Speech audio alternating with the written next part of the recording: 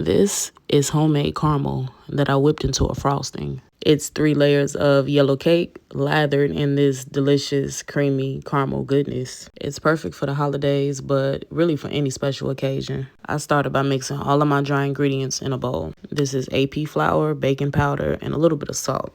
And we're working with Big Red again today. I dropped 3 sticks of unsalted butter in there and about 3 cups of sugar. And yes, that much sugar. Got me sounding like Kimmy. Yes, that much. I whipped the butter and sugar together for like 10 minutes until it became light and fluffy like that. This is like the key to a moist cake right here. You gotta whip that butter and sugar together.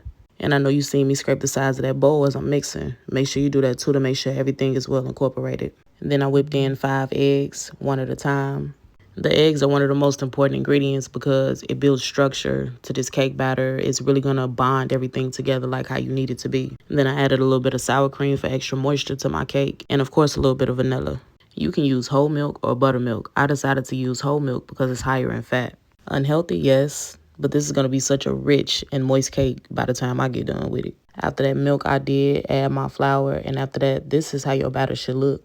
I have 3 9-inch round baking pans that I'm going to grease lightly with some butter, and we're going to add some flour to these pans. This way your cakes will easily release from the pan. This is how my grandma used to do it. I don't use the spray. Now I'm just adding an even amount of the cake batter in each of these pans because we need all the layers the same. I bake these at 350 for about 25 to 30 minutes. I set those aside to cool. Now let's make this caramel. Yes, that is 3 sticks of butter, and yes, I'm adding 3 cups of sugar. That was a pinch of salt. And I'm adding a cup of whole milk. A lot of people are looking at this crazy, but that almond extract, it just does something for me in this caramel. Like, it just give it that extra, yeah.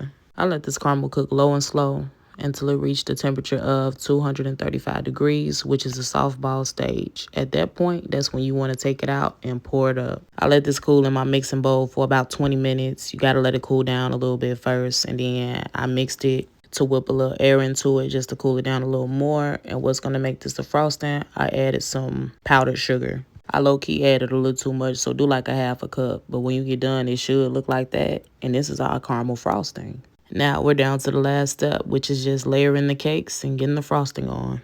I started with a little bit of frosting on the turntable just to hold the cake in place. And look at me out here like a real baker, y'all. That first layer was perfect. Then I got layer number 2 down, and we did the same thing, just spread it all around. I think the hardest part was trying to get it on the sides. But eventually I got the hang of it, and it was looking good. What you call this, y'all? The crumb coat? Yeah. Then I was almost done getting the top layer of the frosting on. And of course, we have a special guest, my daughter, Carson. Y'all always ask me where she be at. In the background, popping in and out the kitchen like y'all just saw. Getting on my nerves, asking me, is it done yet? When can she have some? Now I'm just using an offset spatula to make it look pretty, you know, make it look like some. And this was the final product. I don't know which one I like better, if I like this one or the original caramel cake better. They both was fire. And I could not end this video without cutting into it. I needed y'all to see these layers. Everything is nice and even. It's moist. It got a nice crumb to it. I loved it. But of course, I'm not going to leave Carson out. Let me get her up on this counter before she have a fit. Now it's time for the real taste test. If it's kid approved, you know it's good. She was like, wait, let me get another bite. But this full recipe can be found on my site, uniqueeats.net. You know I had to cook it up.